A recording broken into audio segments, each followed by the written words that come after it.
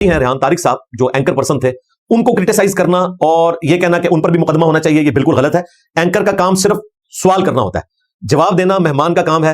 Anchor وہاں مناظر بن کے نہیں بیٹھا ہوتا، کسی فرقے کا نمائندہ بن کے نہیں بیٹھا ہوتا. اس کا کام یہ ہے کہ جو اس کا مہمان ہے اس کے ویوز پبلک تک پہنچائے، صحیح ہے غلط ہے وہ عوام نے فیصلہ کرنا ہے. لہٰذا اس قسم کی جذباتی دنیا سے بھی باہر نکلے کہ جی اینکر نے ٹوک کیوں نہیں دیا. اور بھائی یہی اینکر کل کو کسی کرسچن کے سامنے جا کے بیٹھتا ہے اور وہ بتاتا ہے کہ ہماری کتابوں میں آپ کے پروفٹ سے متعلق کیا عقیدہ ہے، تو آپ یہ کہیں گے کہ یہ اس نے عقیدہ رکھ لیا.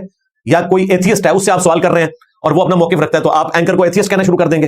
تو ان چیزوں سے باہر نکلیں. میں نے آپ کو پہلے بھی بتایا کہ اب رینیسانس کا آغاز ہو چکا ہے ہمارے سب کانٹیننٹ میں بھی، اوور آل مسلم ورلڈ میں بھی، اور سب کانٹیننٹ میں بالخصوص. اس کے آگے آپ بند نہیں باندھ سکتے. اگر کسی نے علمی دلائل رکھنے ہیں تو وہ رکھے، ادروائز اس قسم کا آپ جذباتی رویہ اختیار کریں گے اس کا کوئی اینڈ نہیں ہوگا. انہوں نے اس دفعہ جمعہ پڑھایا حضرت معاذ اللہ ٹرمپ کے ناشتے والی سرکار نے، اور اس جمعے کے خطبے میں آلموسٹ 21 منٹ انہوں نے سید جواد نقوی صاحب کے حوالے سے لگا دیے، اور میرا ذکر اس میں انہوں نے 2 دفعہ کیا اور مجھے کذاب اور دجال کہا. حالانکہ اس پورے معاملے کا میرے سے کوئی لینا دینا نہیں تھا، لیکن اس بھانجا صاحب نے حضرت معاذ اللہ نے جان بوجھ کے اڑتا تیر جو ہے وہ بغل میں لے لیا. تو مجھے تو موقع چاہیے. میں نے آپ کو کہا کہ میں سیدھا آپ کے ہینڈلرز کو پکڑوں گا. آج بھی آپ نے دیکھا میں نے سیدھا ہینڈلر سے بات شروع کی ہے. بنو امیہ آپ کے ہینڈلرز ہیں، میں ادھر پہنچوں گا. اس میں اس نے کہا کہ جی ہمیں فخر ہے کہ ہم ماموں پارٹی ہیں. بھائی ہمیں بھی فخر ہے کہ ہمارے ماموں سعد ابن ابی وقاص ہیں، کیونکہ انہوں نے آپ کے ماموں معاویہ ابن ابی سفیان کو سب و شتم کرنے سے روکا بھی اور ان کی مخالفت کی، وہ میں بتا چکا. لہٰذا الحمدللہ ہم بھی اس اعتبار سے ماموں پارٹی ہیں. اور آپ نے کہا کہ میں ماموں پارٹی فخر سے اپنے آپ کو کہتا ہوں. بنو امیہ یہ نہ کہا کریں تو ٹھیک ہے، ہم رجوع کر لیتے ہیں. آج کے بعد ہم یہ کہا کریں گے کہ مولا علی صاحب ہے ہی کوئی نہیں، ماموں پارٹی تھے، شاہ ہی کوئی نہیں. یعنی یہ اسی کی کنٹینیوشن ہے کہ میرے نبی صاحب ہے ہی کوئی نہیں، تیرے بابے تھے، شاہ ہی کوئی نہیں. اور جو میں اکثر کہا کرتا تھا کہ اس وقت وہابی جو ہیں یہ معاویہ رسول اللہ پارٹی بن چکے ہیں، نعوذ باللہ، وہ بالکل صحیح ثابت ہو گیا. نبی علیہ السلام کی حدیث پر حملہ ہوا، آپ علیہ السلام کی شان میں گستاخی ہوئی، یہ باہر نہیں آئے. یار تم سے تو چشتی رسول اللہ پارٹی کے کچھ علماء بہتر نکلے کہ وہ سامنے آئے، تھانوی رسول اللہ پارٹی کے کچھ لوگ سامنے آئے، معاویہ رسول اللہ پارٹی نظر نہیں آئی ہے. ان کا مسئلہ صرف حضرت معاویہ سے متعلق ہوتا ہے کہ وہاں پہ کوئی حدیث نہ بخاری مسلم سے عوام کو پتہ چل جائے اور ان کو ریئلٹی نہ پتہ چل جائے تو یہ سامنے آ جاتے ہیں، یا کسی شیعہ کی طرف سے کوئی توہین کا معاملہ ہو جائے خدا نہ خواستہ تو یہ اس وقت نکلتے ہیں. لہٰذا میں نے جو ان کا نام معاویہ رسول اللہ پارٹی رکھا تھا، بلکہ معاویہ رسول کہنا چاہیے، رسول اللہ نہیں کہنا چاہیے. اور اس میں حضرت معاویہ کا کوئی قصور نہیں، انہوں نے ان کو معصومیت کا درجہ دیا ہوا ہے. بیسیکلی یہ بھانجے قصوروار ہیں جو یہ حضرت معاویہ رضی اللہ تعالیٰ عنہ سے متعلق احادیث بیان کرنے پر مجھے مجبور کرتے ہیں. امام مسلم نے مقدمے میں لکھا ہے کہ میں عوام الناس کے لیے احادیث لکھ رہا ہوں، اور جتنی حدیثیں تمہیں چبھتی ہیں نا وہ ساری مسلم شریف میں ہیں. چاہے وہ عمار کو باغی جماعت قتل کرے گی، وہ مسلم میں موجود ہے. علی سے محبت نہیں رکھے گا مگر مومن، علی سے بغض نہیں رکھے گا مگر منافق، وہ صحیح مسلم میں موجود ہے. تمہارے چچا کا لڑکا معاویہ کہتا ہے ہم لوگوں کو ناحق قتل کرے اور حرام طریقے سے ان کا مال ہڑپ کرے، یہ صحیح مسلم میں موجود ہے.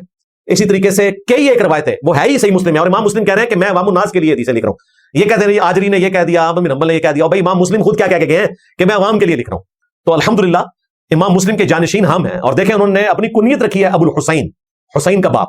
یہ اہل البیت سے ان کی محبت کی ایک علامت ہے. مجھے بتائیں اگر نبی علیہ السلام کی تنقیص بریلویوں کے بقول کسی آیت میں ہوتی ہو، آپ عقیدے کے اظہار کے لیے وہ آیت بیان کرتے ہیں، تو یہاں ہم آپ کے ماموں سے متعلق حدیث بھی بیان نہیں کر سکتے؟ کیا آپ کے ماموں کا درجہ نبی علیہ السلام سے بھی بڑھ گیا؟ نبی علیہ السلام تو ہمارے عقیدے کی بنیاد ہیں، وہاں پر تنقیص کا اگر کوئی پہلو بھی آتا ہو تو ہم دائرے اسلام سے ہی نکل جائیں گے. پھر بھی آپ ڈنکے کی چوٹ پہ کہتے ہیں قل انما انا بشر مثلکم، اے نبی تم فرما دو میں انسان ہونے میں تمہاری طرح ہوں. مرتبے کی بات نہیں ہو رہی، مرتبے میں اللہ تعالیٰ کی مخلوقات میں نبی علیہ السلام کے قریب بھی کوئی نہیں پہنچ سکتا. یہ بات ہو رہی ہے اسپیشی ہونے میں، وہاں پہ یہ بیان کرتے ہیں. پھر بریلوی آپ کو صحیح گالی دیتے ہیں کہ آپ گستاخ رسول ہیں، اور اگر آپ سمجھتے ہیں یہ گالی غلط ہے تو آپ کا ہمیں گستاخ معاویہ کہنا یہ بالکل غلط ہے. گستاخ صحابہ تو میں ورڈ ہی غلط سمجھتا ہوں. 3 بندوں کو صحابہ کا نام آپ نے دے دیا، صحابہ تو 1 لاکھ سے زیادہ ہیں. حضرت معاویہ رضی اللہ تعالیٰ عنہ، عمر بن عاص رضی اللہ تعالیٰ عنہ، مغیرہ ابن شعبہ رضی اللہ تعالیٰ عنہ، 3 بندوں کے پیچھے آپ صحابہ کرام کہتے ہیں. صحابہ کرام تو دوسری طرف کھڑے ہوئے. یہ کس طریقے سے دھوکہ دیتے ہیں بنو امیہ کو، ماموں پارٹی کو بچانے کی خاطر حضرت عثمان کے پیچھے چھپاتے ہیں، ام حبیبہ کے پیچھے چھپاتے ہیں. اور اندازہ کریں ام حبیبہ تو وہ ہیں جن کی نسبت آپ اویل کر رہے ہیں، اور آپ کو شرم بھی نہیں آتی کہ اللہ کے بندو ام حبیبہ نے جس وقت اسلام قبول کیا اس وقت آپ کے ماموں حضرت معاویہ رضی اللہ تعالیٰ عنہ اور حضرت ابو سفیان رضی اللہ تعالیٰ عنہ آپ کے نانا مخالف تھے ان کے. اور یہ اتنی سینئر خاتون ہیں، انہوں نے ہجرت حبشہ بھی کی ہوئی ہے، ہجرت مدینہ سے بھی پہلے. وہاں جا کے ان کا خامند عبید اللہ جو ہے وہ کرسچن ہو کے مر گیا. نبی علیہ السلام نے پھر دلجوئی کے لیے ان کے ساتھ شادی کر لی اور یہ ہماری ماں بن گئی. یعنی ہماری ماں بننے سے روکنے کے لیے آپ کے ماموں اور آپ کے نانا ابو ان کے خلاف تھے، اور بعد میں فتح مکہ پہ وہ مسلمان ہوئے اور اسی رشتے کو اویل کرنا شروع کر دیا جس رشتے کے وہ مخالف تھے. کتنی عجیب بات ہے یہ، اگر گوروں کو پتہ چل جائے کہ آپ کس طریقے سے رشتے بناتے ہیں. پھر مجھے یہ بتائیں کہ کیا امت کے ماموں صرف حضرت معاویہ ہیں، باقی لوگ ماموں نہیں ہیں؟ عبداللہ ابن عمر ماموں نہیں ہیں، عبد الرحمن بن ابی بکر ماموں نہیں ہیں، محمد بن ابی بکر ماموں نہیں ہیں، اور یہ 3 ماموں وہ ہیں جو بنو امیہ کی وجہ سے شہید ہوئے ہیں، ان کو تو آپ ماموں نہیں کہتے. پھر مولا علی کیا امت کے چچا نہیں ہیں؟ نبی علیہ السلام کے چچا زاد ہیں، ان کو تو آپ امت کا چچا نہیں کہتے.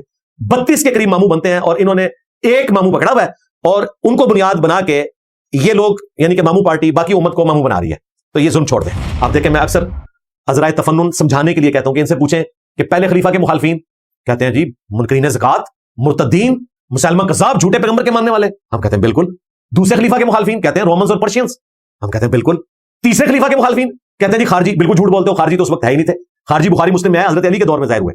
وہ تھے بلوائی جن کو آپ کہتے ہو عبداللہ ابن سبا کی سازش. نہیں، مسلمان تھے، میں نے بخاری سے ثابت کیا. حضرت عثمان نے کہا ان کے پیچھے نمازیں پڑھو. چوتھے خلیفہ کے مخالفین کہتے ہیں جی چوتھے کے جو مخالفین ہیں نا وہ دیکھیں جی یہاں ہمیں اپنی زبانیں بند رکھنی چاہیے. واہ، جو زبان اتنی لمبی پہلے کھلی ہوئی تھی یہاں پہ آ کے بند ہوگی. بند ہونی چاہیے تھی کیونکہ صحیح مسلم میں حدیث ہے علی سے محبت نہیں رکھے گا مگر مؤمن، علی سے بغض نہیں رکھے گا مگر منافق. بل ہماری زبان یہاں پہ بھی اسی طریقے سے کھلے گی اور ہم کہیں گے کہ حضرت علی کے جو مخالفین ہیں وہ خارجی ہیں، ناصبی ہیں، اور ان میں جو صحابہ کرام ہیں ان پہ ہم یہ فتویٰ نہیں لگاتے، لیکن وہ غلطی کے اوپر ہے. مولا علی حق پر ہے. وہاں یہ رضی اللہ عنہ کہہ کے مٹی ڈال دیتے ہیں اور جی مولا علی نے خود ہی کہہ دیا ہوا ہے کہ جی میں نے معاف کر دیا جی ان کو. اور ہمارے استاد ڈاکٹر سرار صاحب بھی بیچارے اپنے بھول پن میں کہتے تھے کہ جی سورۃ الحجر کی آیت 47 کے تحت جو اللہ تعالیٰ فرمایا نا کہ جنتی جنت میں آمنے سامنے بیٹھے ہوں گے تختوں پر، اور اللہ تعالیٰ ان کے دلوں سے ایک دوسرے کے بارے میں جو غل ہے نا، جو کوئی میل آ گیا وہ نکال دے گا. ظاہر انسان خود نہیں نکال سکتا.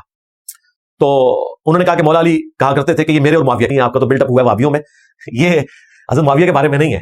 یہ فضائل صحابہ احمد بن حنبل کی کتاب میں ہے اور حضرت طلحہ کا بیٹا ملنے آیا تھا. اس موقع پر مولا علی نے فرمایا تھا اور مصنف ابن ابی شیبہ میں موجود ہے کہ میں اللہ سے امید کرتا ہوں کہ یہ آیت میرے طلحہ زبیر اور عثمان بن عفان کے بارے میں ہے، یعنی جو ہمارے آپس کے اختلافات ہیں یہ اللہ تعالیٰ دور کر دے گا اور ہم جنت میں اکٹھے ہوں گے. لیکن آپ کے ماموں کو مولا علی نے معاف نہیں کیا. ان پہ مصنف ابن ابی شیبہ میں آتا ہے کہ قنوت نازلہ پڑی ہے، اللہم علیک بمعاویہ و اشیاءہ، اے اللہ معاویہ اور اس کے شیعہ کو تباہ و برباد کر. قسمت کی ستم ظریفی دیکھیں کہ حضرت عمر فاروق کی وجہ سے ہی حضرت معاویہ شام میں بیٹھے ہوئے تھے. شام تو ان کے دور میں فتح ہوا تھا اور وہ حضرت عمر کے بارے میں کہہ رہے ہیں کہ میں ان سے زیادہ خلافت کا حقدار ہوں. مجھے بتائیں جو بندہ حضرت عمر سے زیادہ اپنے آپ کو خلافت کا حقدار سمجھتا ہو اس سے آپ یہ ایکسپیکٹ کریں گے کہ وہ حضرت علی کی بیعت کر لے؟ لو سامو یہ کہتے نہیں جی بیعت کرنا چاہتے تھے، اور بھائی وہ تو حضرت عمر سے بھی اپنے آپ کو افضل سمجھتے تھے. حالانکہ اس کے اگینسٹ مولا علی یہ سمجھتے نہیں تھے. مولا علی کا خطبہ ہے، بلکہ میں اس کو مرثیہ کہتا ہوں، سیدنا عمر کی میت پہ. ہاں، عبداللہ ابن عباس کہتے ہیں ایک شخص سیدنا عمر کی میت کے پاس آ کر کھڑا ہوا اس حال میں کہ اس نے اپنی کونی میرے کندھے پر رکھی اور حضرت عمر کی میت کو خطاب کر کے کہا کہ اے عمر، تو وہ شخص تھا کہ مجھے یہ خواہش تھی کہ میں تیرے اعمال کے ذریعے اللہ کے حضور پیش ہوں، میں رشک کرتا ہوں تیرے اعمال میں. اور میں نے اکثر رسول اللہ سے سنا تھا، میں ابو بکر اور عمر داخل ہوئے، میں ابو بکر اور عمر نکلے، مجھے امید تھی کہ تم اپنے دو ساتھیوں یعنی رسول اللہ اور ابو بکر کے ساتھ جا ملو گے صلی اللہ علیہ وآلہ وسلم رضی اللہ تعالیٰ عنہ. تو ابن عباس کہتے ہیں میں نے یوں مڑ کے دیکھا تو علی ابن ابی طالب تھے جو حضرت عمر کی میت پہ یہ کلمات بول رہے تھے. مولا علی تو یہ بول رہے ہیں کہ مجھے رشک ہے عمر کے اعمال پر، اور ان کے ماموں کیا کہہ رہے ہیں؟ میں اس سے زیادہ خلافت کا حقدار ہوں. تو معاملہ صرف مولا علی کا نہیں ہے، معاملہ ہے بنو امیہ کا، مامو پارٹی کا، اور ادر دین عثمان بن عفان، ام حبیبہ اور عمر بن عبدالعزیز. ان کا معاملہ بالکل الگ ہے رضی اللہ عنہم اجمعین وعلیہم السلام اجمعین ورحمہم اللہ اجمعین. میں یہ ساری دعائیں ان کے لیے کرتا ہوں. پھر جاتے جاتے صحیح بخاری میں آتا ہے میرے عزیز ہم وطنوں ہو گیا، مروان بن حکم مدینے کا گورنر تھا، اس نے حضرت معاویہ کی وفات سے 4 سال پہلے ہی یزید کے لیے بیعت لینا شروع کر دی. وہی صلح حسن توڑ دی. اور بخاری کے الفاظ ہیں کہ اس نے یزید کے فضائل بیان کرنے شروع کیے تاکہ حضرت معاویہ کے بعد اس کی بیعت لی جائے. ابھی حضرت معاویہ زندہ ہے اور بخاری مسلم میں حدیث ہے کہ ایک وقت میں ایک ہی خلیفہ کی بیعت ہو سکتی ہے، اس کے باوجود 2 خلیفوں کی پیرلل میں بیعت لی جا رہی ہے. تو وہاں پر بخاری کے الفاظ ہیں عبد الرحمن بن ابی بکر کھڑے ہوئے اور انہوں نے کچھ کہا. امام بخاری نے نقل نہیں کیا کہ انہوں نے کیا کہا، لیکن اگلے الفاظ بتا رہے ہیں کہ چوبے علی گال کی تھی، کیونکہ اس میں الفاظ ہیں مروان بن حکم گورنر مدینہ حضرت معاویہ کا، وہ کہتا ہے کہ پکڑو اس کو اور نیب کے حوالے کرو آج کے دور کے اعتبار سے. تو وہ حضرت عائشہ کے حجرے میں جا کے چھپ گئے، چونکہ وہ ان کی بہن بھی تھی عبد الرحمن بن ابی بکر. جب اندر جا کے چھپ گئے تو ظاہر سب لوگوں کے سامنے مسجد نبوی سے اس طریقے سے کوئی وہاں جا نہیں سکتا تھا. تو باہر مروان بن حکم نے ایک جملہ کسا کہ ابو بکر کے بیٹے تیرے بارے میں قرآن میں یہ آیت ہے نا سورۃ الاحقاف کی 17 نمبر آیت، حالانکہ وہ کافر کے بارے میں تھی کہ تم مجھے کہتے ہو کہ مرنے کے بعد دوبارہ زندہ کیا جائے گا، یہ اگلے لوگوں کی کہانی ہے. ابو بکر کے بیٹے تیرے بارے میں یہ آیت ہے. دیکھیں بنو امیہ کے لوگ حضرت عمر کے بھی دشمن، حضرت ابو بکر کے بھی دشمن، اور آپ کو یہ بتاتے ہیں کہ جی اہل بیت کی رشتہ داریاں تھیں حضرت ابو بکر کے ساتھ. جی بالکل تھیں، بالکل تھیں. محمد بن ابی بکر کی اولاد میں امام جعفر صادق علیہ السلام ہے، لیکن محمد بن ابی بکر وہ ہیں جو حضرت علی کے ساتھ تھے جنگ جمل میں اور شہید ہوئے ہیں حضرت علی کی حمایت میں. تو یہ پوری بات بتایا کریں کہ ابو بکر اور عمر کی وہ اولادیں جو اہل البیت کی حامی تھیں اور بنو امیہ کی حکومت کے خلاف تھیں، ان سے رشتہ داریاں ہیں، ہاں دشمنوں سے نہیں ہیں. یہ آدھا سچ ہے جو آپ بتاتے ہیں. ہم اس کو جہنمی جماعت نہیں کہتے، جہنم کی طرف بلانے والی باغی جماعت کہتے ہیں. جہنم کا فیصلہ اللہ نے کرنا ہے. ہمیں تو اللہ سے امید ہے کہ حضرت معاویہ رضی اللہ تعالیٰ عنہ ہو، مغیرہ ابن شعبہ رضی اللہ تعالیٰ عنہ ہو، عمر بن عاص رضی اللہ تعالیٰ عنہ. عمر بن عاص تو آخری وقت میں روتے تھے، صحیح مسلم میں آتا ہے، ان کو تو اپنی غلطی کا احساس ہو گیا تھا. سب انشاءاللہ تعالیٰ جنت میں جائیں گے. یہ یعنی ہمارا اہل سنت کا بنیادی عقیدہ ہے کہ تمام اہل قبلہ اہل کلمہ چاہے نبی اسلام کے زمانے کے ہیں چاہے آج کے زمانے کے ہیں، at the end of the day انہوں نے جنت میں جانا ہے. یہ معاملہ بالکل الگ ہے. لیکن 2 باتوں کو مکس کرتے ہیں روند ڈالنے کے لیے. حضرت معاذ اللہ کہتا ہے کہ ابن جرموز کی وجہ سے مولا علی کی ساری جماعت کنڈیم نہیں کی جا سکتی، تو ابو الغادیہ کی وجہ سے یا اس کے بقول کسی خارجی کی وجہ سے جو حضرت معاویہ کا فوجی تھا ان کی پوری جماعت. اور بھائی نبی علیہ السلام نے جماعت کو کہا ہے, یہاں تو واحد کے سیغے میں ہے کہ صفیہ کے بیٹے کا قاتل, اس کی جماعت نہیں. اور کہہ رہا کون ہے؟ خود مولا علی کہہ رہے ہیں, نبی علیہ السلام نے نہیں فرمایا, یہ ذہن میں رکھنا ہے آپ نے, یہ مولا علی نے بتایا ہے. حدیث سے موقوف ہے, مرفوع نہیں ہے, لیکن ہمارے نزدیک وہ مرفوع میں داخل ہے. مولا علی کو غیبی خبر نبی السلام نے بتائی ہوگی, لیکن وہاں تو واضح حدیث ہے جس میں تو معاذ اللہ پڑھتا ہے. تجھے یہ بھی نہیں پتا کہ معاذ اللہ کہنا ہے یا معاذ اللہ کہنا ہے, عالم کہنا ہے یا عالم کہنا ہے, یہ بھی نہیں اس کو پتا. اور یہ اپنے ساتھ ڈاکٹر اور پتہ نہیں کیا کچھ لگاتا پھرتا ہے. تو یہ میں نے کلیئر کر دیا, یہ جو بےمانی کرتا تھا. صفی الرحمان مبارک پوری, جنہوں نے الرحیق المختوم لکھی ہے سیرت کے اوپر بک, جسے سب سے بڑا ایوارڈ ملا تھا سعودی عرب میں, 2005 میں فوت ہوئے, اور اہل حدیث ان کو بڑی عزت کی نگاہ سے دیکھتے ہیں, انڈین اسکالر تھے. انہوں نے ابن حجر اسقلانی کی جو کتاب ہے بلوغ المرام, اس کی شرح لکھی ہے. اس میں انہوں نے باقاعدہ لکھا کہ حضرت معاویہ کی جو جماعت تھی اس نے بغاوت بھی کی اور یہ خلیفہ وقت کی بیعت سے خارج بھی ہوئے.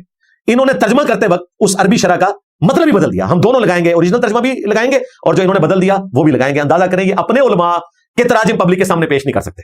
اور ارشاد اللہ قصری صاحب نے, جن کو یہ بہت بڑا محدث کہتے ہیں, انہوں نے باقاعدہ نظر ثانی کی ہوئی ہے. جب میری ویڈیو چڑھی تو انہوں نے کہا جی اتنے بڑے محدث کی انہوں نے تحقیر کر دی. تو محدث صاحب توبہ کریں نا کہ آپ نے صفی الرحمان مبارک پوری صاحب نے جو لکھا اس میں تعریف کر دی ترجمے میں. عربی میں کچھ اور لکھا ہوا ہے, خارجی اور باغی لکھا ہوا ہے, آپ نے ترجمے میں بدل دیا. آپ ایسا کریں کہ آپ کے کہ ہمیں اختلاف ہے. تو صفی الرحمان مبارک پوری کا وہی نظریہ تھا جو بخاری مسلم سے ثابت ہوتا ہے. تو اگر آپ حاکم سے روایت لیں گے خارجیوں سے متعلق, تو یہاں پھر خارجی سے مراد جنگ صفین والے ہیں. اور یقیناً اگر آپ لغت میں دیکھیں تو وہ خارجی ہیں, اصطلاح میں خارجی ہیں نارمان والے, لیکن لغت میں جو بھی خلیفہ برحق کے خلاف کھڑا ہو وہ خارجی ہے. اس حوالے سے صفی الرحمان مبارک پوری نے صحیح لکھا. اور میرا یہ دعویٰ ہے کہ جو شرح میں بیان کرتا ہوں ان کے علماء نے وہی شرح لکھی ہے. ان کو تکلیف یہ ہے کہ میں نے عوام الناس تک وہ بات کیوں پہنچا دی. الحمدللہ حق بالکل واضح کر کے میں نے ان کے سامنے رکھ دیا. اور اس کو ہم نے کلرڈ پرنٹ کیا ہے, ریڈ کلر میں ریفرنسز ہیں, بلیک کلر میں سیاہی ہے. اور اگر آپ یہ ریسرچ پیپر فری منگوانا چاہیں تو آپ ہمارے اکیڈمی کے نمبر پر رابطہ کر سکتے ہیں. واٹس ایپ نمبر پہ رابطہ کریں, اپنا میسج ریکارڈ کروائیں, صبح 9 سے لے کر شام 5 بجے تک کال بھی کر سکتے ہیں. 032159000162 یہ ہماری اکیڈمی کا نمبر ہے. اسی پہ واٹس ایپ بھی بنا ہوا ہے, آرڈر لکھوائیں. صرف یہ ریسرچ پیپر نہیں, یہ 32 صفحات کے اوپر 80 گرام پہ پرنٹڈ ہے. اس کی فوٹو کاپی کوئی شخص 1000 روپے میں بھی نہیں کروا سکتا. یہ research paper plus 8 research paper مزید, ٹوٹل 9, اور 3 اذکار کارڈ بھی, صبح شام کے اذکار, جادو ٹونا وبائی امراض سے بچنے کے اذکار, اور فرض نماز کے بعد کے اذکار. یہ 12 کا پیکج بالکل آپ کے گھر فری آئے گا. صرف آپ نے آج کی ڈیٹ میں یعنی کہ 28 جون 2026 بمطابق 12 محرم الحرام 1448 ہجری 500 روپے آپ نے ڈاک کا خرچہ دینا ہے. انشاءاللہ تعالی پراپر بائنڈنگ میں آپ کو یہ پورا پیکج گھر میں ریسیو ہوگا.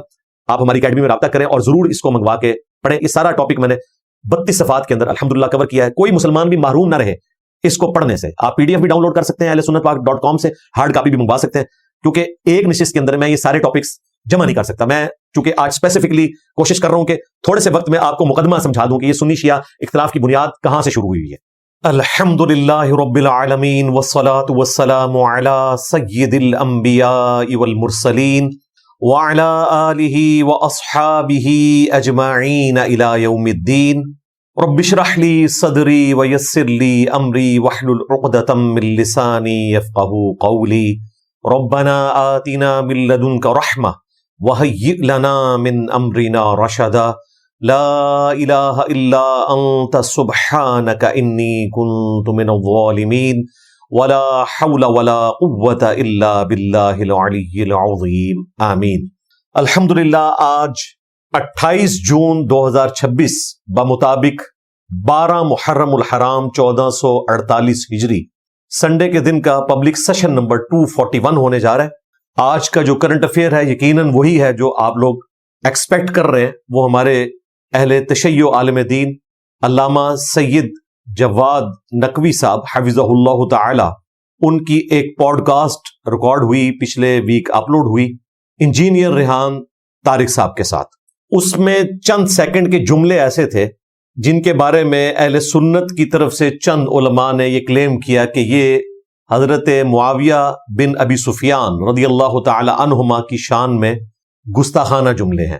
اور اسی کی بنیاد کے اوپر پچھلے 2-3 دن سے سوشل میڈیا کے اوپر بھی ٹرینڈ ہے اور احتجاجی ریلیاں بھی ہو رہی ہیں. مختلف علماء تقریریں بھی کر رہے ہیں, جمعے کے خطبات بھی ریکارڈ کروائے ان کے خلاف کہ ان پر 295A کے تحت مقدمہ درج کیا جائے.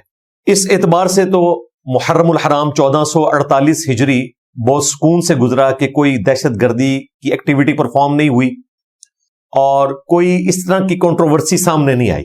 ہم نے بھی کوشش کی کہ ہم اس دفعہ کوئی اس قسم کا ٹاپک نہ چھیڑیں جس کی وجہ سے کوئی ملک کے حالات خراب ہوں. کنٹرول الفاظ کے ساتھ میں نے اپنی گفتگو پبلک کے سامنے رکھنے کی کوشش کی, لیکن چونکہ اب ایک بڑا فتنہ کھڑا ہو چکا ہے لہٰذا میں آج اس کو انشاءاللہ ٹاپک بناؤں گا، لیکن ٹاپک بنانے سے پہلے میں مختلف مکاتب فکر کے علماء جو محرم الحرام کے حوالے سے کافی سینسٹیو ہیں ان کو مبارکباد پیش کروں گا کہ اس دفعہ اللہ کا شکر ہے کہ ان کی طرف سے کوئی فتنہ کھڑا نہیں ہوا اور ہمارے ریاستی اداروں کے لوگ، ہماری حکومت نے بڑے اچھے طریقے سے معاملات کو گزارا، اور الحمدللہ اب 12 محرم الحرام 1448 ہجری آ چکی ہے۔ انشاءاللہ بقیہ کے دن تو ویسے ہی سکون سے گزریں گے، 10 محرم تک معاملات جو ہیں وہ کریٹیکل ہوتے ہیں۔ انشاءاللہ میں سنی شیعہ تفریق سے بالا تر ہو کر اس ٹاپک کو ایڈریس کروں گا۔ ہماری آج کی جو گفتگو ہے وہ 4 علمی پوائنٹس کی شکل میں آپ کے سامنے رکھوں گا، حق 4 یار رضی اللہ عنہم اجمعین وعلیہم السلام اجمعین کی نسبت سے انشاءاللہ تعالی۔ لیکن تفصیل میں جانے سے پہلے ایک دفعہ درود شریف پڑھ لیں۔ اللہم صلی علی محمد وعلی آل محمد واصحاب محمد وازواج محمد وامت محمد اجمعین الی یوم الدین آمین۔ علمی پوائنٹ نمبر 1، علامہ سید جواد نقوی صاحب حفظہ اللہ تعالی کی جو پوڈ کاسٹ ہے اس میں ہمارے بھائی 24 نیوز سے انجینئر ریحان طارق صاحب حفظہ اللہ تعالی انہوں نے ایک کریٹیکل کوسچن کیا۔ وہ اس پوڈ کاسٹ میں 41 منٹ اور 25 سیکنڈ پہ انہوں نے سوال پوچھا کہ شیعہ حضرت معاویہ کی تکریم اور ادب کیوں نہیں کرتے؟ تو اس کے جواب میں جواد نقوی صاحب نے کہا کہ جو قابل تکریم ہوگا اس کا ادب ہوگا، اور پھر اس کو بریف کرتے ہوئے انہوں نے کہا کہ اہل سنت کے ہاں حضرت معاویہ رضی اللہ تعالیٰ عنہ کے حوالے سے، یہ رضی اللہ تعالیٰ عنہ میں کہہ رہا ہوں، انہوں نے نہیں کہا، نہ سوال پوچھنے والے نے کہا نہ جواب دینے والے نے، لہٰذا ان کی طرف اسے کوئی منسوب نہ سمجھے، یہ میں ہی کہہ رہا ہوں۔ تو انہوں نے کہا کہ حضرت معاویہ رضی اللہ تعالیٰ عنہ سے متعلق اہل سنت کے ہاں جو موقف ہے یہ بڑا سخت پایا جاتا ہے۔ اس پر ریحان طارق صاحب نے ان سے پوچھا کہ آپ کوئی ریفرنس دیں، تو ریفرنس کو ڈسکس کرتے کرتے خود ہی ریحان طارق صاحب نے ان کے منہ میں ایک لقمہ دیا اس حوالے سے کہ جس طرح آپ نے مولانا مودودی کا ذکر کیا، تو اس پر جواد نقوی صاحب نے کہا کہ مولانا مودودی رحمہ اللہ تعالی کا موقف سخت ہے حضرت معاویہ کے حوالے سے۔ پھر انہوں نے خود کلیریفائی کیا کہ مولانا مودودی رحمہ اللہ نے ان پر لان تان نہیں کی، لیکن وہ ان کو خلفائے راشدین کے لیول پر نہیں رکھتے۔ وہ کیا پوری امت نہیں رکھتی، ظاہر ہے اس میں تو کوئی دوسری رائے نہیں ہے۔ پھر ریحان طارق صاحب نے ان سے پوچھا کہ شیعہ ذاکرین کا جو لب و لہجہ ہے حضرت معاویہ کے حوالے سے وہ بڑا سخت ہوتا ہے، تو جواد نقوی صاحب نے اس کے جواب میں کہا کہ میں اس ٹاپک کو ڈسکس نہیں کروں گا، وہ ایک الگ بات ہے۔ جب آپ تاریخ کو ڈسکس کریں گے تو علمی گراؤنڈز کے اوپر، حقائق کی بنیاد کے اوپر چیزوں کو ڈسکس کیا جاتا ہے، اس میں شخصیات کا جو قد کاٹ ہے اس کو سائیڈ پہ رکھا جاتا ہے۔ اس کے بعد انہوں نے پھر یہ بتایا کہ جو اہل تشیع ہیں وہ اہل بیت علیہ السلام کے مکتب کو فالو کرتے ہیں، اور ان کے ہاں خلفائے ثلاثہ کے حوالے سے تو ایک کمپرومائز پایا جاتا ہے، کیونکہ مولا علی علیہ السلام، سیدنا حسن حسین علیہ السلام و رضی اللہ عنہم اجمعین وعلیہم السلام اجمعین نے خلفائے راشدین کے حوالے سے ایک پازیٹیو جیسچر دیا ہے اور وہ کوآپریٹو رہے ہیں ان کے ساتھ، اور ساتھ ہی ساتھ انہوں نے کہا کہ امہات المومنین جو ہیں ان کا ادب بھی اہل تشیع کے ہاں ضروری ہے، چونکہ ہمارے ائمہ اہل بیت نے ہمیں یہی سکھایا۔ البتہ جو لوگ اس کو فالو نہیں کرتے وہ ان کی اپنی غلطی ہے۔ پھر انہوں نے ایک جملہ بولا کہ جن سے اہل بیت کی دوستی ہے ان سے ہماری دوستی ہے، یعنی کہ خلفائے ثلاثہ امہات المومنین، اور جن سے اہل البیت علیہ السلام کی جنگ ہے جس طرح کہ حضرت معاویہ رضی اللہ تعالیٰ عنہ، ان سے ہماری بھی جنگ ہے۔ اس میں حضرت طلحہ، زبیر اور عائشہ رضی اللہ عنہم اجمعین وعلیہم السلام اجمعین شامل نہیں ہے، کیونکہ انہوں نے وڈرا کر لیا تھا جنگ جمل کے بعد، انہوں نے معذرت کر لی تھی، لہٰذا وہ اس کیٹیگری میں فال نہیں کرتے جس کیٹیگری میں جنگ صفین والے یا جنگ نہروان والے خوارج فال کرتے ہیں۔ اور حیران کن بات ہے، انہوں نے ساتھ یہ بھی بولا کہ حضرت عثمان غنی رضی اللہ تعالیٰ عنہ شریف النفس انسان تھے، ان کو شہید بھی کہا، رضی اللہ عنہ بھی کہا، اور انہوں نے یہ کہا کہ بنو امیہ کے گورنروں نے حکومت کو حاصل کرنے کی خاطر پرماننٹلی ایک سیاسی جماعت بنو امیہ کی بن چکی تھی، اور چونکہ نبوت بنو ہاشم میں آئی تھی تو وہ چاہتے تھے کہ یہ پرماننٹلی ہمارے پاس معاملہ آ جائے، تو اس بنیاد کے اوپر انہوں نے حضرت عثمان غنی رضی اللہ تعالیٰ عنہ کو یوز کیا اس حوالے سے کہ ان کے ریفرنس سے غلط باتیں لوگوں تک پہنچائیں، جس کی وجہ سے رعایا ان کے خلاف ہوئی اور الٹیمیٹلی وہ شہید ہوئے. اور یہ بات بالکل ٹھیک ہے اور الحمدللہ میں نے اس کو بخاری مسلم سے ثابت کیا ہوا ہے. آج بھی میں انشاءاللہ تعالی اسے ڈسکس کروں گا. حیران کن بات انہوں نے جو اس میں ایک اور کی کہ ایک تو سیدنا عثمان کو شہید کہا اور رضی اللہ عنہ بھی کہا, اور یہ وہ اہل سنت کے ریفرنس سے نہیں خود کہہ رہے تھے. چونکہ میری ان سے پھر اس ٹاپک پہ بعد میں تفصیلاً گفتگو بھی ہوئی, اور اس سے پہلے بھی ان کی کافی ساری ویڈیوز ہیں جن میں خلفائے ثلاثہ کے حوالے سے وہ صحیح موقف رکھتے ہیں جو اہل تشیع کا ہونا چاہیے. غالی رافضیوں والا موقف وہ نہیں رکھتے. پھر انہوں نے اس میں یہ بھی ڈسکس کیا کہ اگر آپ یہ بات کریں گے کہ حضرت معاویہ رضی اللہ تعالیٰ عنہ کی توہین ہمارے ممبروں سے بعض غالی قسم کے لوگ کرتے ہیں, تو اس کی بنیاد جو ہے وہ بنو امیہ ہیں. انہوں نے لان تان کا سلسلہ مولا علی پر شروع کیا اپنے دور ملوکیت کے اندر, اور اس کا ریاکشن پھر اس طریقے سے سامنے آیا. یہ ریاکشن ہے, ابتدا جو ہے وہ بنو امیہ کی طرف سے ہوئی. یہ بات بھی ان کی بالکل درست ہے, انشاءاللہ میں آج اس کو ڈسکس بھی کروں گا.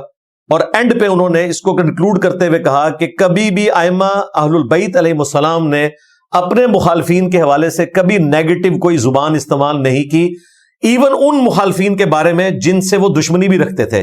یعنی کہ بنو امیہ کے وہ لوگ جو کہ سیدنا علی سے بغض رکھنے والے تھے, ان کے بارے میں بھی کوئی نیگیٹو جملہ کبھی ائمہ اہل البیت نے استعمال نہیں کیا, کوئی گالی گلوچ والا معاملہ نہیں کیا, صرف علمی اختلاف کیا.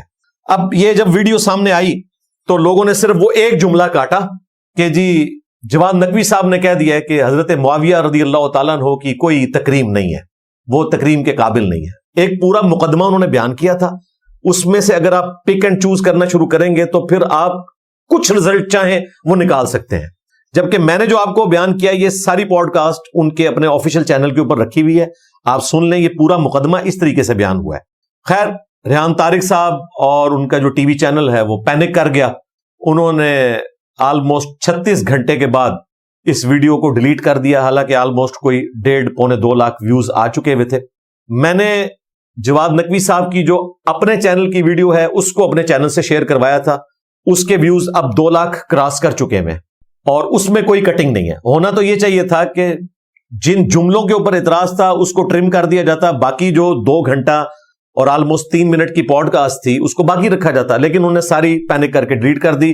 اس پر تر رہا یہ کہ ریحان طارق صاحب نے باقاعدہ آ کے معذرت کر لی, اور انہوں نے کہا کہ مسلمانوں کی چونکہ دل آزاری ہوئی ہے اس لیے ہم اسے ڈیلیٹ کر رہے ہیں, مزید کوئی اس حوالے سے فتنہ و فساد کھڑا نہ ہو.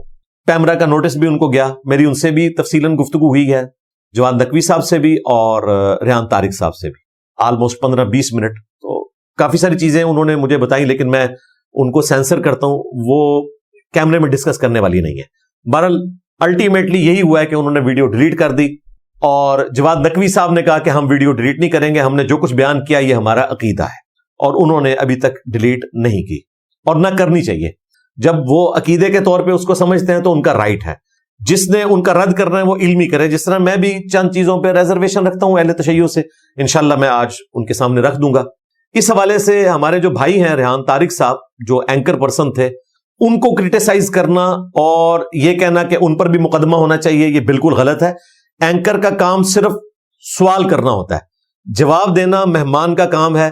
اینکر وہاں مناظر بن کے نہیں بیٹھا ہوتا, کسی فرقے کا نمائندہ بن کے نہیں بیٹھا ہوتا. اس کا کام یہ ہے کہ جو اس کا مہمان ہے اس کے ویوز پبلک تک پہنچائے, صحیح ہے غلط ہے وہ عوام نے فیصلہ کرنا ہے. لہٰذا اس قسم کی جذباتی دنیا سے بھی باہر نکلیں کہ جی اینکر نے ٹوک کیوں نہیں دیا, اور بھائی یہی اینکر کل کو کسی کرسچن کے سامنے جا کے بیٹھتا ہے اور وہ بتاتا ہے کہ ہماری کتابوں میں آپ کے پروفٹ سے متعلق کیا عقیدہ ہے, تو آپ یہ کہیں گے کہ یہ اس نے عقیدہ رکھ لیا. یا کوئی ایتھیسٹ ہے اس سے آپ سوال کر رہے ہیں اور وہ اپنا موقف رکھتا ہے, تو آپ اینکر کو ایتھیسٹ کہنا شروع کر دیں گے. تو ان چیزوں سے باہر نکلیں. میں نے آپ کو پہلے بھی بتایا کہ اب رینیسانس کا آغاز ہو چکا ہے ہمارے سب کانٹیننٹ میں بھی, اوور آل مسلم ورلڈ میں بھی, اور سب کانٹیننٹ میں بالخصوص. اس کے آگے آپ بند نہیں باندھ سکتے. اگر کسی نے علمی دلائل رکھنے ہیں تو وہ رکھے, ادروائز اس قسم کا آپ جذباتی رویہ اختیار کریں گے اس کا کوئی اینڈ نہیں ہوگا. اچھا میرے بھائیو, اس حوالے سے آپ تکریم اور توہین کا فرق سمجھ لیں. جواد نقوی صاحب حفظہ اللہ تعالی نے یہ کہا کہ ہم ان کو قابل تکریم نہیں سمجھتے. اس کا قطعاً مقصد یہ نہیں ہے کہ انہوں نے کہا کہ ہم ان کی توہین کرنے کو ثواب کا کام سمجھتے ہیں. انہوں نے کہا کہ ہم انہیں ایکسٹرا آرڈنری پروٹوکول نہیں دیں گے, ان کے عقیدے کے مطابق وہ قابل تکریم نہیں ہے. یعنی اس قابل نہیں کہ ان کا اکرام اور ایکسٹراڈنری عزت کی جائے. تو یہ ہر شخص کا رائٹ ہے کہ وہ کسی کے بارے میں اس طرح کی رائے رکھ سکتا ہے. البتہ یہ اس کا رائٹ نہیں ہے کہ وہ کسی کی توہین کرنا شروع کر دے. اور اس کی انہوں نے مخالفت کی اور انہوں نے ائمہ اہل البیت علیہ السلام کے حوالے سے بتایا کہ وہ اپنے ان مخالفین سے جن سے وہ دشمنی بھی رکھتے تھے ان کے ساتھ بھی گالی گلوچ کا معاملہ نہیں کیا. لہٰذا جو اوورآل آپ سمجھ لیں کنکلوژن نکلتی ہے ان کی گفتگو کی وہ یہی ہے کہ توہین نہیں ہونی چاہیے. باقی تکریم کرنا نہ کرنا یہ کسی شخص کا ذاتی فعل ہو سکتا ہے.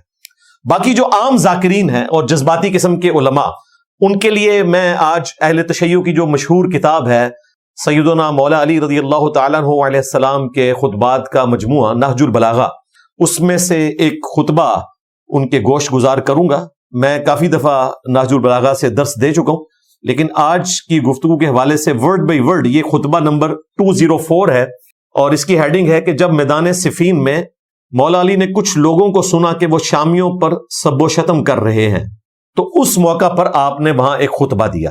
اب جنگ ایک ایسا موقع ہے جس میں آپ نے اپنے جو جنگجو لوگ ہیں ان کا مورائل بلند کرنا ہے. وہاں پہ نعرہ بازی بھی ہوتی ہے, مخالفین کے خلاف بولا بھی جاتا ہے, لیکن اس موقع پر بھی مولا علی نے سب و شتم کرنے کی اجازت نہیں دی. اب آپ دیکھیں الفاظ کیا ہیں.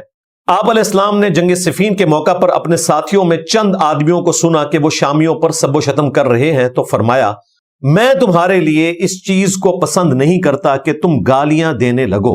اگر تم ان کے کرتوت کھولو اور ان کے صحیح حالات پیش کرو تو یہ ایک ٹھکانے کی بات اور عذر تمام کرنے کا صحیح طریقہ کار ہوگا.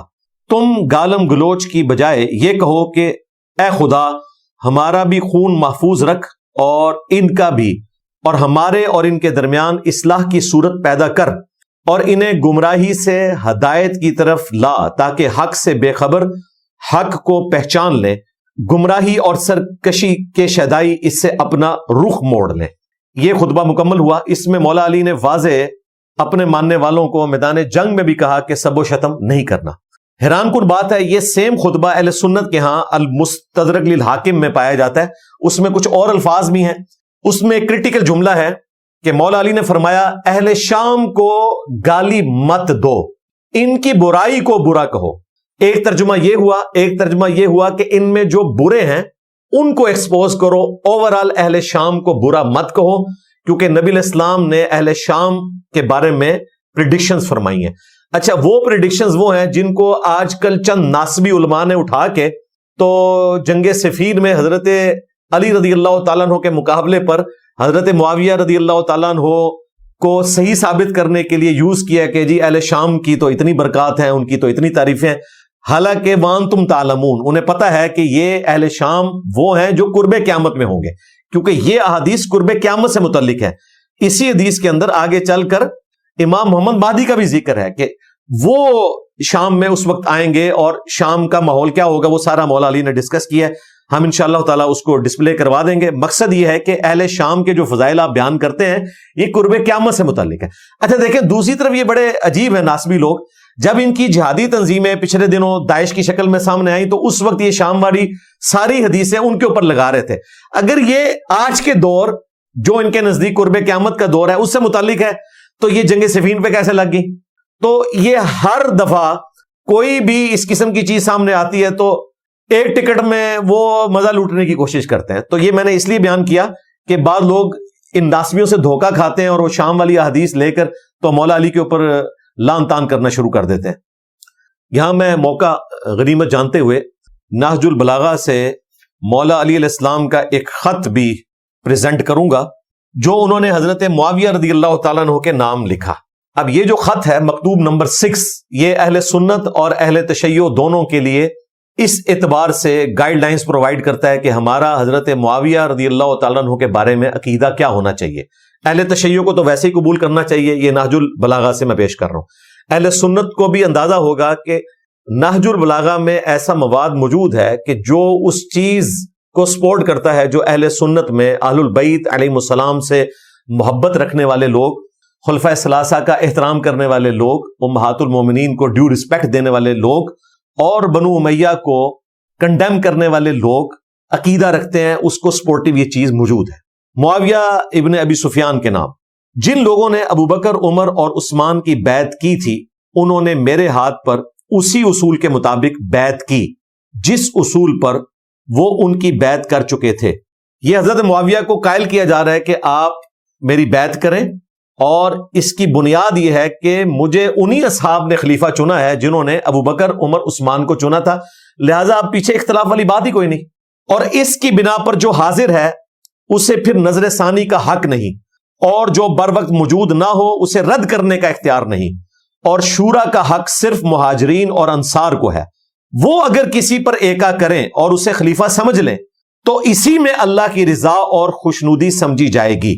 یعنی مولا علی یہ کہہ رہے ہیں کہ ابو بکر، عمر، عثمان کو چنا ہے سینئر مہاجرین اور انصار نے، اور ان کی مرضی میں اللہ کی مرضی ہے، اور انہوں نے ہی مجھے چنا ہے، لہٰذا میرے چنے جانے میں بھی اللہ کی مرضی شامل ہے۔ تو اس میں صرف سیدنا ابو بکر، عمر، عثمان کی خلافت جسٹیفائی نہیں ہوتی، بلکہ وہ لوگ جو کہ حضرت معاویہ رضی اللہ تعالیٰ عنہ کے حوالے سے یہ نظریہ رکھتے ہیں کہ انہوں نے کوئی قصاص عثمان کو جو بنیاد بنایا ہوا تھا اس وجہ سے وہ بیعت نہیں کر رہے تھے، تو بیعت پہلے کرنی چاہیے تھی، اس کے بعد خلیفہ وقت کی بات ماننی چاہیے تھی، کیونکہ مولا علی کی بیعت کرنا یہ اللہ کی خوشنودی ہے، کیونکہ انہی اصحاب نے چنا خلیفہ جنہوں نے ابو بکر، عمر اور عثمان کو چنا رضی اللہ عنہم اجمعین وعلیہم السلام اجمعین۔ اب جو کوئی اس کی شخصیت پر اعتراض یا نیا نظریہ اختیار کرتا ہو، الگ ہو جائے، تو اسے وہ سب اسی طرف واپس لائیں گے۔ انہوں نے کہا کہ اب چونکہ تم بیعت نہیں کر رہے ہو تو باقی اصحاب کا کام ہے کہ تمہیں واپس لے کر آئیں جدھر سے وہ منحرف ہوا تھا، اور اگر انکار کرے تو اس سے لڑیں۔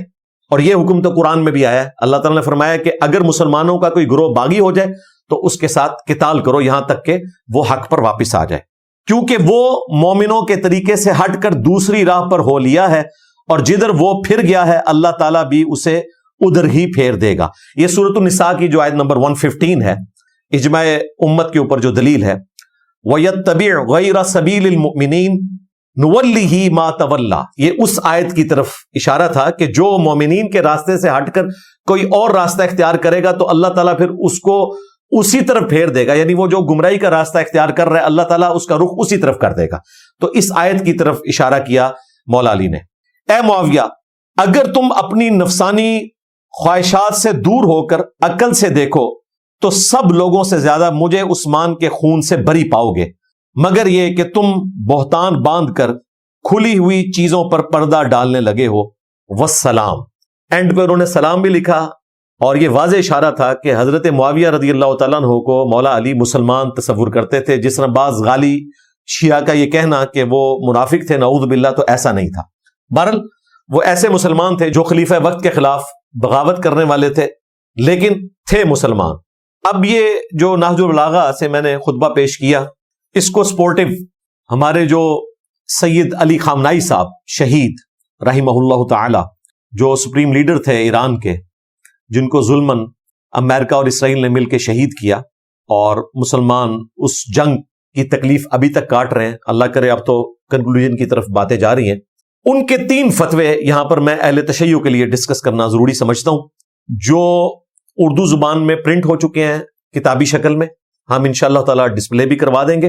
پہلا فتویٰ انہوں نے دیا کہ مقدسات اہل سنت، اور اس میں بھی اسپیسیفکلی انہوں نے امہات المومنین کا ذکر کیا کہ وہ نبی الاسلام کی ازواج ہیں، ان کی عزت کرنا ہر مسلمان کے اوپر فرض ہے، اور اسپیسیفکلی انہوں نے اہل تشیع کے لیے کہا کہ ان کی توہین کرنا حرام ہے، کیونکہ انہی دنوں ایک غالی رافضی یاسر الحبیب نے سیدہ عائشہ کے حوالے سے نازیبہ الفاظ استعمال کیے، وہ ابھی تک زندہ ہے، وہ تو امام خمینی کو بھی کافر سمجھتا ہے، خامنائی صاحب کو بھی کافر سمجھتا ہے، اور ہمارے جو وہابی حضرات ہیں وہ اسی کی ویڈیوز چلا کے عربی میں اور جواب اردو میں دے رہے ہوتے ہیں اس کو، اور عام مسلمانوں کو بتا رہے ہوتے ہیں کہ دیکھو یہ امہات المومنین کی توہین کر رہا ہے، اور بھائی وہ تو خامنائی صاحب کو بھی کافر سمجھتا ہے، امام خمینی کو بھی کافر سمجھتا ہے، اس کا اہل تشیع سے کوئی لینا دینا نہیں ہے۔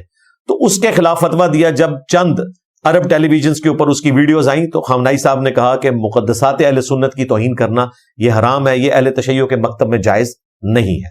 دوسرا فتویٰ انہوں نے دیا، جب ان سے پوچھا گیا کہ اہل سنت کی اقتداء میں آپ نماز پڑھ سکتے ہیں، تو انہوں نے کہا کہ اہل سنت کی اقتداء میں نماز پڑھنا بالکل درست ہے، اور یہاں تک انہوں نے کہا کہ اگر اہل سنت کی حکومت آپ کو باؤنڈ کرے کہ آپ نے ہاتھ باندھ کر نماز پڑھنی ہے، تب بھی آپ اہل سنت امام کے پیچھے نماز پڑھیں، الگ سے اپنی جماعت قائم نہ کریں. اور پریکٹیکلی ہم دیکھتے ہیں سعودی عرب کے اندر حرمین میں آپ کو اہل تشیع امام کعبہ کے پیچھے، مسجد نبوی کے امام کے پیچھے نماز پڑھتے ہوئے نظر آئیں گے اور الگ سے اپنی جماعت نہیں کروائیں گے. اور ان کے امام کا فتویٰ تو یہ ہے کہ اگر وہ ہاتھ باندھ کر حکم دیں تو آپ نے ہاتھ باندھ کر نماز پڑھنی ہے.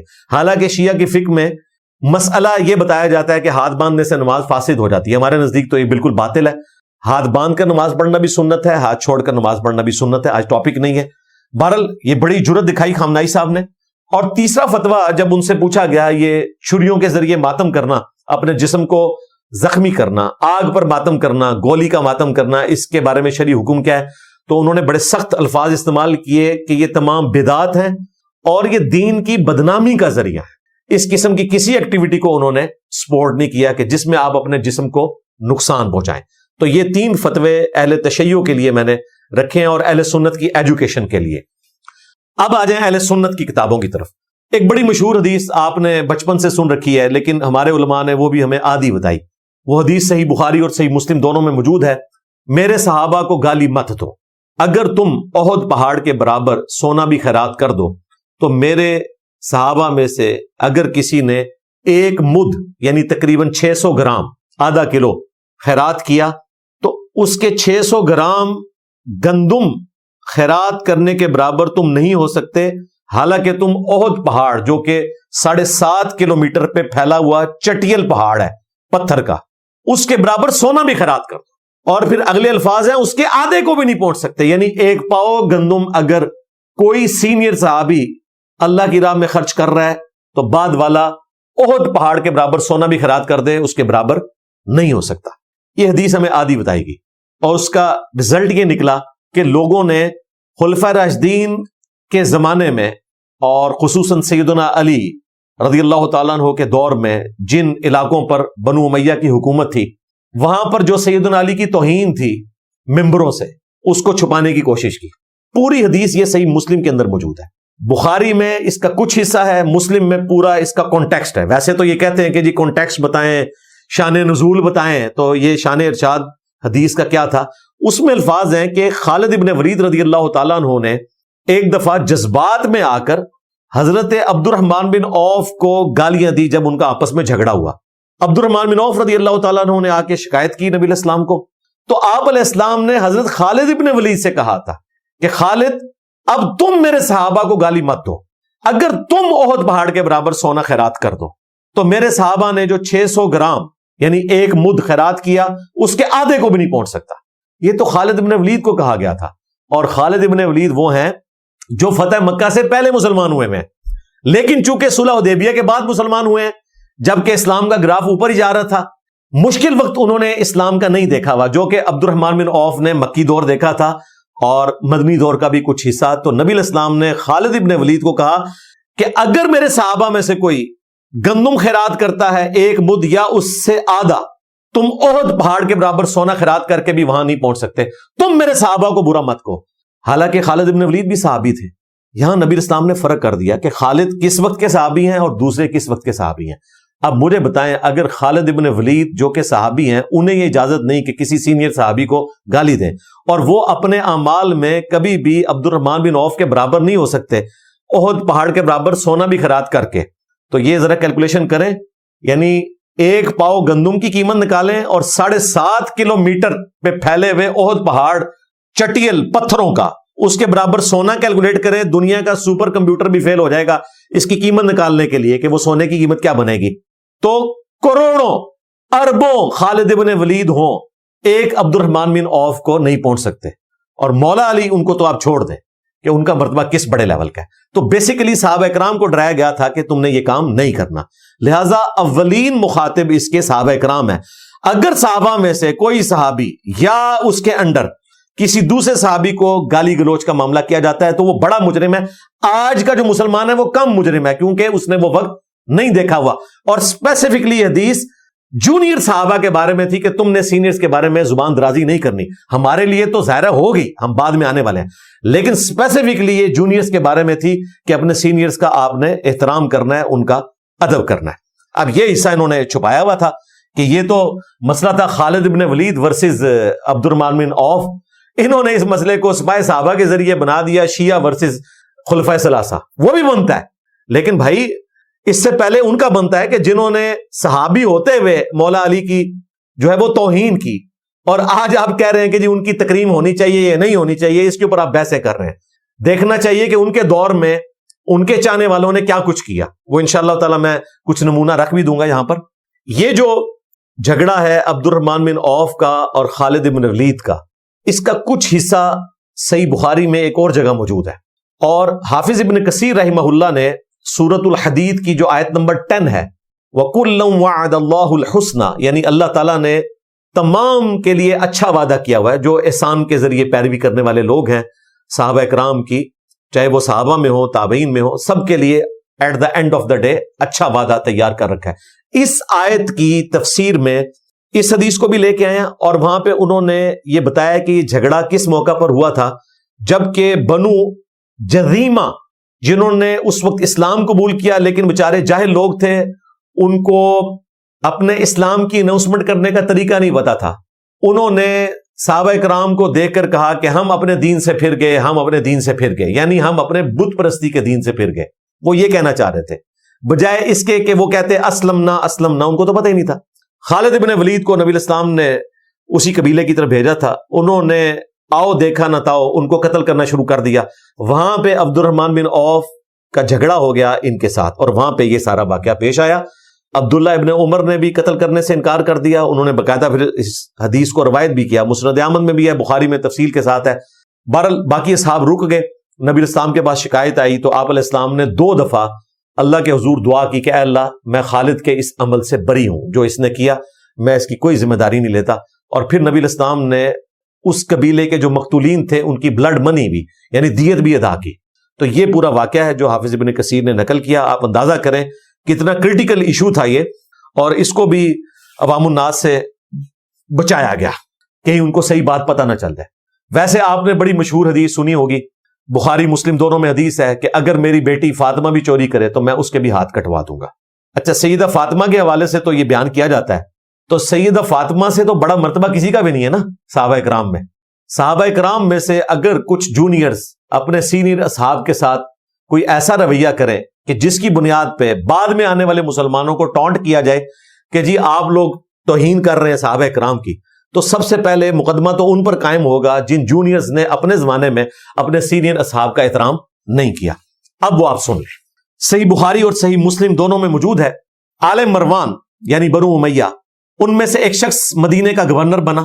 ہمارے جو حضرت معاذ اللہ ہیں، گلے پھاڑنے والی سرکار، ٹرمپ کے ناشتے والی سرکار، ہشام الہی ظہیر صاحب حفظہ اللہ تعالی، وہ کہتے ہیں وہ نامعلوم کوئی شخص تھا. جی اچھا، وہ نامعلوم شخص تھا، صحابہ زندہ ہیں اور وہ گورنر ہے. تو میں نے کہا تھا وہ نامعلوم نہیں تھا، وہ جمعیت اہل حدیث مدینہ کا امیر تھا. لو سامو، نامعلوم تو نہیں تھا، معلوم ہی تھا. اور بلا رہا ہے وہ ایک صحابی کو، سہل ابن سعد الساعدی کو، اور یہ وہ صحابی ہے جو شیعان علی میں سے ہیں، جو بخاری مسلم کی اس حدیث کو روایت کر رہے ہیں کہ اللہ کی قسم میں سب سے زیادہ جانتا ہوں اس بات کو کہ احد کے موقع پر جب نبی علیہ السلام کے دانت شہید ہوئے تو نبی علیہ السلام کا زخم کون دھو رہا تھا اور مرہم پٹی کس نے کی تھی. انہوں نے کہا کہ خون بہ رہا تھا، مولا علی ڈھال کو الٹا کر کے اس میں پانی لے کر آئے اور سیدہ فاطمہ نے اس زخم کو دھویا، اور جب خون نہیں رکتا تھا تو سیدہ فاطمہ نے ایک کپڑے کو جلا کے اس کی راکھ وہاں پر رکھی. اینٹی سیپٹک بھی ہوتی ہے، خون بھی روک دیتی ہے، تو خون رک گیا. یہ حدیث بخاری مسلم دونوں میں موجود ہے. چونکہ بنو امیہ کا دور تھا تو وہ مولا علی اور سیدہ فاطمہ کے فضائل بیان کرتے تھے کہ بھئی احد کے موقع پر مولا علی اور سیدہ فاطمہ حضور کو چھوڑ کر نہیں گئے. ظاہر ہے وہ تو سمجھ لیں ڈائریکٹ اولاد تھے نا، نبی علیہ السلام کے ساتھ ان کا ایک خونی رشتہ بھی بنتا تھا. تو یہ وہ سہل ابن سعد الساعدی ہیں، ان کو جمعیت اہل حدیث مدینہ کے گورنر نے اس وقت بلایا آل مروان صحابہ کرام کے دور میں، اور یہ ایٹ لیسٹ جو ہے وہ حضرت معاویہ کا دور ملوکیت بنتا ہے. اس دور میں بلوا کے ان کو کہا گیا کہ آپ حضرت علی کے اوپر سب و شتم کریں، تو انہوں نے انکار کر دیا. تو گورنر نے کہا کہ آپ بس اتنا کہہ لو لعن اللہ ابا تراب، نعوذ باللہ، کوڈ ورڈ میں بات کرو کہ ابو تراب پہ اللہ کی لعنت. تم یہ نہ کہو کہ علی ابن ابی طالب پہ. علی نام سے بھی چڑھتے تھے نا، علی کا مطلب ہے اونچی شان والا، العلی اللہ کا نام بھی ہے، اور علی صرف ہوگا تو وہ مولا علی کا نام ہے. اور ابو تراب مٹی والا، وہ اس کو حقیر سمجھتے تھے. تو اس وجہ سے وہ مولا علی کو ابو تراب کہتے تھے، حالانکہ ابو تراب سیدنا علی کو بڑا پسند تھا۔ تو اس پر بخاری کے الفاظ ہیں، کہہ لگایا سہل ابن سعد السعدی نے، انہوں نے کہا تم ابو تراب نام حکارت سے لے رہے ہو، اور مولا علی سب سے زیادہ خوش اسی نام سے ہوتے تھے۔ تو انہوں نے کہا کہ یہ نام پھر کس طرح پڑا؟ اندازہ کریں اس زمانے کے جو اہل حدیث تھے حضرت معاویہ کے دور کے، ان کو حضرت علی کے بارے میں یہ بھی نہیں پتا تھا کہ ابو تراب نام کیسے پڑا، تو آج کے اہل حدیث کو کیسے پتا ہوگا؟ انہوں نے تو بخاری مسلم صرف رفع الیدین کے لیے پڑھنی ہے، اور دیوبند بریلویوں کو تو چھوڑ دیں، ان کی تو کوئی علمی روش ہی نہیں ہے، وہ تو بزرگ پرستی میں ہے۔ کچھ علمی روش اگر رکھتے ہیں تو اہل حدیث رکھتے ہیں۔ تو اس زمانے کے اہل حدیثوں نے کہا کہ ہمیں تو نہیں پتا کہ یہ ابو تراب نام کیسے پڑا۔ تو انہوں نے کہا میں تمہیں بتاتا ہوں یہ نام کیسے پڑا۔ ایک دفعہ سیدہ فاطمہ اور مولا علی کا آپس میں کوئی جھگڑا ہوا، تو مولا علی گھر سے ناراض ہو کر نکل گئے، اور یہی ایک شریف خاوند کی نشانی ہے کہ وہ بیوی کے ساتھ مس بہیو نہیں کرتا، خود نکل جاتا ہے، غصے کی حالت میں وہ جگہ چھوڑ دیتا ہے، اور جا کے مسجد میں لیٹ گئے۔ بائی چانس نبی علیہ السلام تشریف لے آئے اور پوچھا فاطمہ علی ابن ابی طالب کدھر ہیں؟ تو بتایا گیا کہ وہ تو ناراض ہو کے یوں چلے گئے۔ تو نبی علیہ السلام نے ایک صحابی کی ڈیوٹی لگائی کہ دیکھو علی کہاں پر ہے۔ انہوں نے بتایا کہ وہ مسجد میں لیٹے ہوئے۔ تو نبی علیہ السلام نے بجائے اس کے کہ ان کو بلواتے، وہ خود حضور کے قدموں میں حاضر ہوتے، نبی علیہ السلام نے اپنے غلام کی عزت افزائی کی، خود تشریف لے گئے اور اپنے مبارک ہاتھوں سے ان کے جسم سے مٹی جھاڑی اور کہا اٹھ ابو تراب، اٹھ ابو تراب، اے مٹی میں لپٹنے والے اٹھ۔ اس دن سے مولا علی نے اپنی کنیت ہی ابو تراب رکھ لی ہوئی تھی، حالانکہ آپ کی کنیت تھی ابو الحسن جو صحیح بخاری میں رپورٹ ہوئی ہے، لیکن مولا علی خوش ہوتے تھے کہ نبی علیہ السلام نے مجھے ابو تراب کہا ہے تو میں ابو تراب کہلواؤں گا۔ لیکن بنو امیہ اس نام کو حکارت کے طور پر لیتے تھے، اسی لیے انہوں نے کہا لعن اللہ ابا تراب کہو۔ یہ کہتے ہیں کہ جی وہ سب و شتم کا تو ذکر ہی کوئی نہیں ہے۔ تقی عثمانی صاحب بھی کہتے ہیں یہ سب سے مراد تنقید ہے۔ اچھا مولا علی پہ تنقید کرنا جائز ہے؟ اس کا جواب ان کے پاس کوئی۔ اور بھائی تقی عثمانی صاحب، آپ نے اپنے ماننے والوں کو غلط لائن پہ چڑھا دیا، کاش آپ صحیح مسلم پڑھ لیتے، 6229 حدیث پڑھ لیتے، بخاری میں بھی یہ حدیث موجود ہے، یہ دونوں حدیثیں آپ جمع کرتے، آپ کو الفاظ بھی مل جاتے کہ وہ لعن اللہ ابا تراب کہلوایا کرتے تھے۔ یہ کہتے ہیں جی ممبروں سے کوئی لعنت نہیں کہلوائی جاتی تھی، یہ تو واضح موجود ہے، میں نے تو کئی حدیث جمع کی ہیں، میں اپنے ریسرچ پیپر کا تعارف بھی اسی کانٹیکسٹ میں بعد میں کروا دیتا ہوں۔ بہرحال یہاں پر وہ حدیث کنکلوڈ ہوتی ہے جب آل مروان کو، بنو امیہ کو پتہ چلتا ہے کہ ابو تراب نام کیسے پڑا۔ اب آپ نے یہ ذہن میں رکھنا ہے کہ اگر بنو امیہ کے لوگ سب کہیں تو اس سے مراد ہوتا ہے لعنت کرنا، تنقید نہیں، اور اگر بنو امیہ ابو تراب کہیں تو اس سے مراد ہوتا ہے تنقیص کرنا۔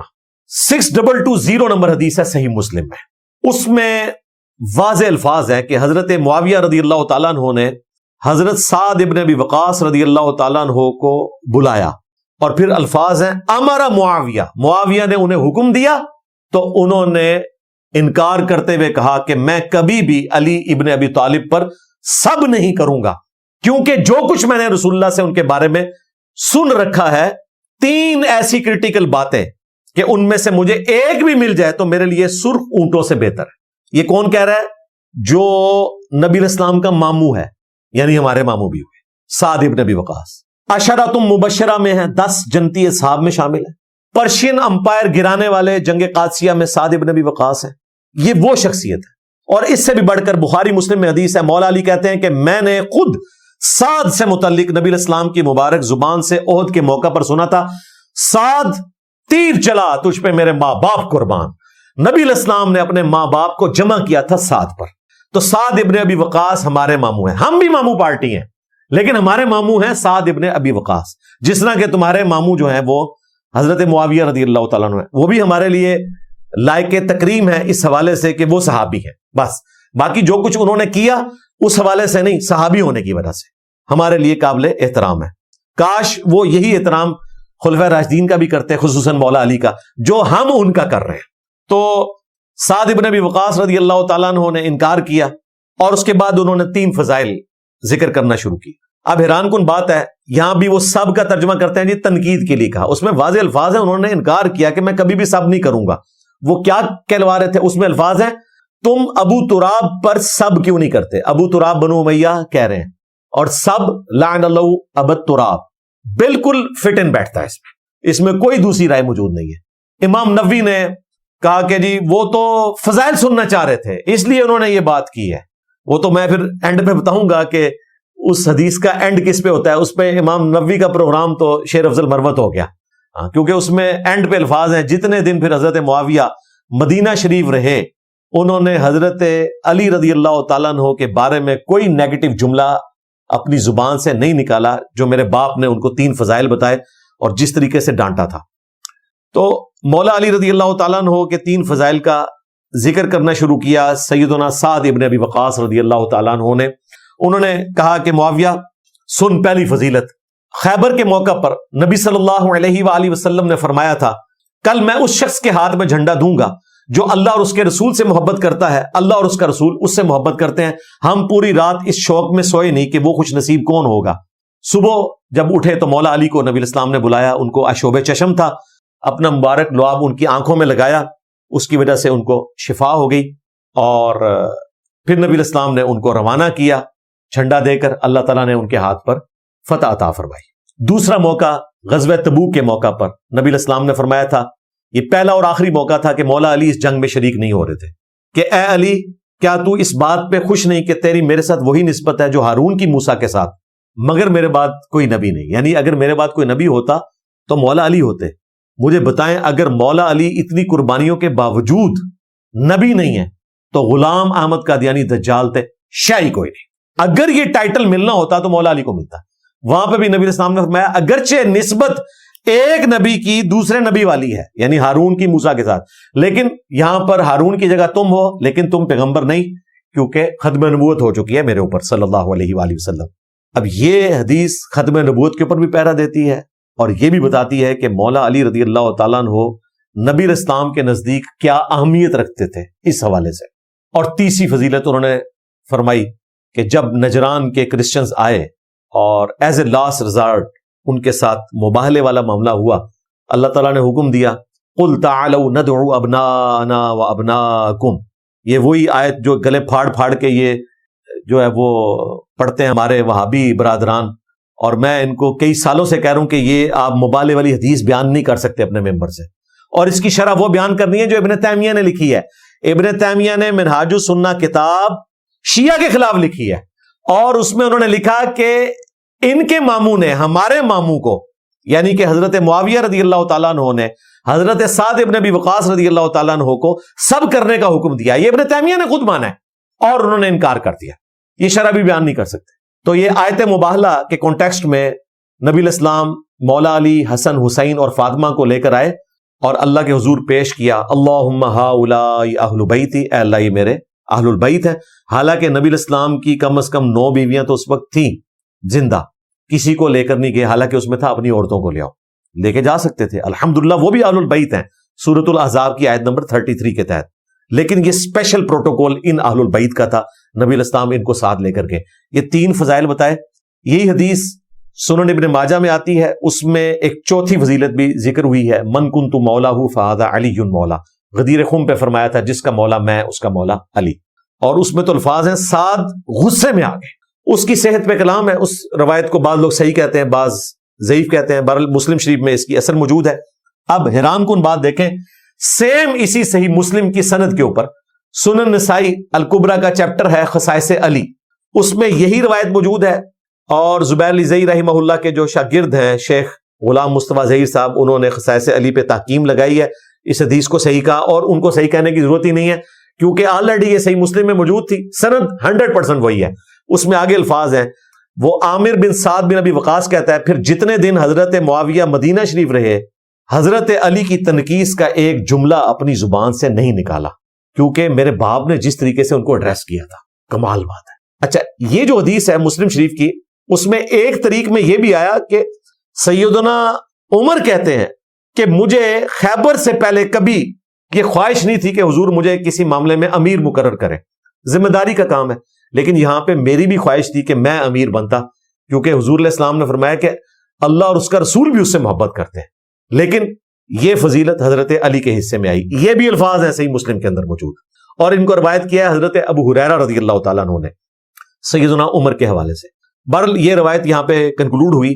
سنن نسائی الکبریٰ میں خصائص علی والے چیپٹر میں ایک اور روایت بھی اس کے ساتھ میں ذکر کر دیتا ہوں، اس میں یہ الفاظ ہیں کہ حضرت سعد ابن ابی وقاص ہمارے ماموں کے پاس چند لوگ آئے، سلام کے بعد حضرت سعد ابن ابی وقاص نے ان سے کہا کہ میں نے تم سے متعلق یہ سنا ہے کہ تم علی ابن ابی طالب کو برا کہتے ہو. تو انہوں نے کہا معاذ اللہ، اللہ کی پناہ میں ہم آتے ہیں کہ ہم کبھی علی ابن ابی طالب کے بارے میں کوئی نیگیٹو جملہ بولیں. پھر سعد ابن ابی وقاص ہمارے ماموں نے کہا اگر یہ لوگ یعنی بنو امیہ کے لوگ، اور ظاہر ہے کہ وہاں پہ حضرت معاویہ کی حکومت ہی مراد تھی، کیونکہ سعد ابن ابی وقاص 56 ہجری میں فوت ہوئے ہیں، حضرت معاویہ فوت ہوئے ہیں 60 ہجری میں، واقعہ کربلا سے آلموسٹ 1 سال پہلے، یا آپ کہہ لیں چند مہینے پہلے. تو